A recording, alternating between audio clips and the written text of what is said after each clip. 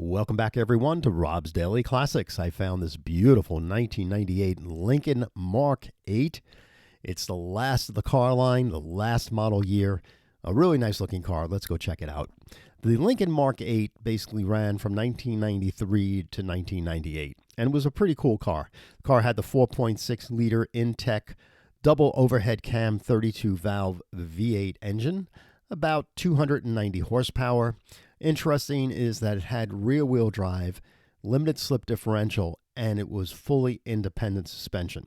So the only place else that you can get a rear-wheel drive independent suspension car at this time was the Corvette or the Viper. So it was kind of like an interesting statement to make. The car had four-wheel disc brakes and had basically went through a design change in 1997 where the grille got a little bigger.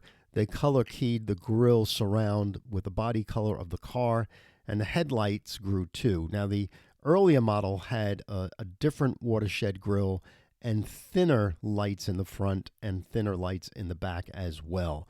In 1997, the new design included an aluminum hood, which was pretty cool, and something that they called a neon brake light, which is this person that's selling the car doesn't show that brake light that well, but I have photos here that I can share with you of what that brake light looked like.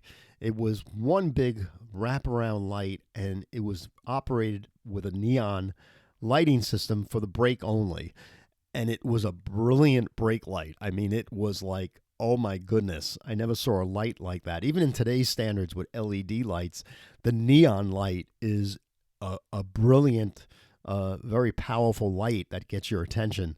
The problem is, like anything else of that day, I wonder how that light is working and who can repair it if you got something was to happen back there. But I'm going to assume that big, brilliant light is working, and we'll talk about that in a little while. This car here has, again, 66,000 miles. It looks to be really nice. So in 1997, the upgrade was an aluminum hood. They redid the interior of the car a bit, changed the rear end accents and the front end of the car.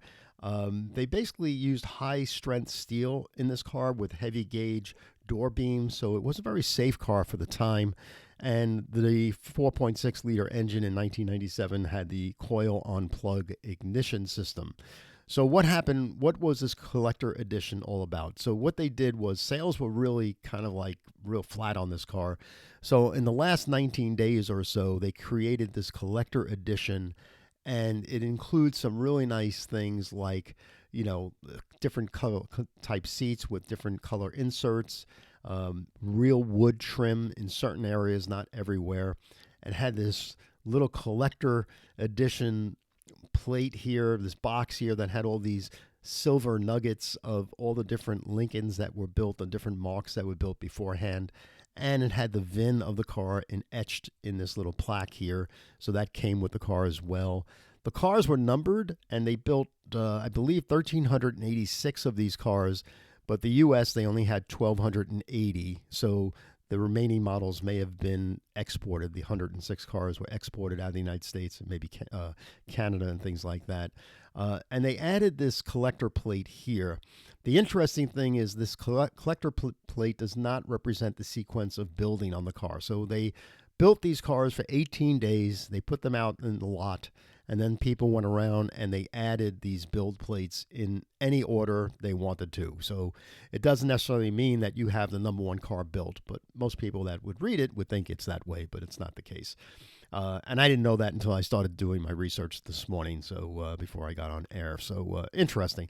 So the collector series was just built in 18 days, and this one particular car was the last day, June 26, 1998, of production. They built 77 cars that day, and this is the one of the cars they built on the last day of production.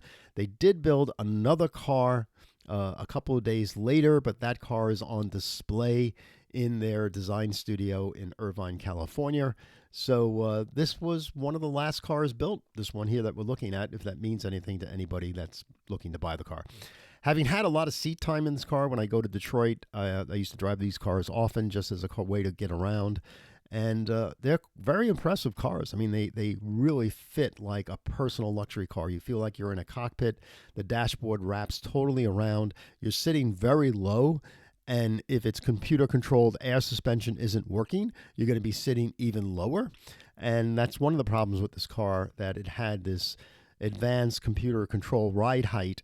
Like a Citron, as you got on the highway, it would lower, and then when you get in the parking space, it would raise itself up. Now, the seller for this car says it's been replaced with regular shocks, which is what people do a lot when cars have aged. So this car has regular shock absorbers. It looks to sit very well. So hopefully it was the right job to do, and the right parts were used to make this car sit as it is. But it looks like it's sitting well. It doesn't look like it's too low or too high. So that's pretty cool. So yeah, car had four-wheel disc brakes and that neon light across the deck lid. Again, in 1997, the car had a facelift. I think the collector edition series was like $1,000, $900 option. And this car has all that. So the seller goes on to say real wood accents, two-tone leather interior, air conditioning. Of course, hopefully it works. Clean inside and out with 66,000 miles. See the photos. Air suspension was changed. The blender door for the air conditioning system is new. So, yeah, one of the things that you get involved with when you buy cars, any high-tech or luxury car of the 1980s or 2000s or even the 70s, when you buy a Lincoln Mark III or something like that, there is a lot to repair on these cars from an accessory point of view. And just changing that air conditioning flapper, that he changed in this car involves a lot of work. And sometimes it involves taking the whole undercarriage of the dashboard down and getting in there, things like a heater core. Oh my goodness, that would take the labor hours to change a heater core on this car would be incredible. But hopefully if it's maintained properly, those heater cores last a very long time. But that's just one example. The ride height suspension is another example, but on this car, it's been disconnected. So the car looks to be very original. I can't tell by the photos of the detail of the paintwork. This pearlescent white color was an option. I think the ruby red color was the standard color, so this upgrade was the color. So it appears to be a nicely equipped, fully loaded car. The front seat and the driver looks to have a little chafing in the dryness of the front leather seat, just on the seat area. So these are custom made, pillows for these cars. So for this actual last run of the car, so you'd have to bring it to an upholstery person to replicate that. But unless somebody's selling the kit, I'm not familiar. Rear seats never used, very typical in a car with a two-door sedan. And yeah, I mean, the car is fully loaded, got heated seats and all that. The engine bay looks to be very original. And of course, being a New Jersey car, I'd be curious to know where this car has been stored, and just check the undercarriage out to make sure there's no, significant rust. I'm sure there's some surface rust if this car has been a Northeast car for all its life. So, but yeah, a really nice car. You get this kit here with all these medallions of all these different marks that came through with personalization. So now let's get into the price. What is this car worth? $14,400, $500. I see these cars all the time, right? And I'm okay with the early renditions of this car. I like the 1993. I actually like the 93 better because it has a smaller front headlights and things like that. It doesn't have the air suspension system, and it doesn't have the neon light, brake light in the back. So I can find early Mark VIII's 1993, 94s. I see them for $7,000, $8,000. We're talking in nice condition, garaged cars, right? So I've seen these cars as high as $25,000 on Bring a Trailer, with like 20,000 miles or 18,000 miles. So 14.5 isn't really out of the ballpark for this car, but I would probably be more in the $12,000, $10,000 range on this car. But you'd have to see this car in person to really gauge it, to be fair. With the seller, what we have here, the big joy in this car would be that you can have boasting rights and say, this was the last day of normal production for the collector edition. I got one of the last ones built, even though the build plate doesn't show that, because the build plates were just thrown on the cars after they were made. So a totally forgotten collector type car, mildly collectible as far as, how this car enhances over time. I think this car will continue to age well. It will be immediately identifiable as something special if you sell this car in 10 years from now, assuming we still have gasoline. And yeah, I mean, I like the car a lot, and I think it's worth checking out. So a big fan of Lincoln Mark VIII. This car here is on Craigslist. If you go to Craigslist and type in 1998 Lincoln Mark VIII LSC, this car will come popping at you.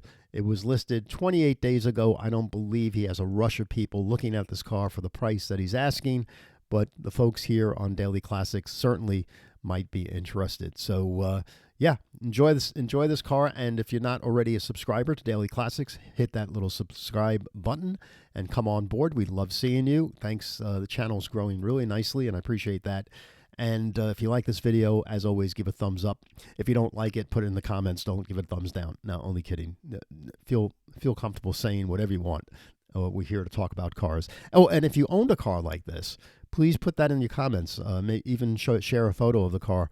I'd like to hear from you if you actually owned a Lincoln Mark VIII. I have not owned this car. I've owned a lot of cars, but it is on my radar screen.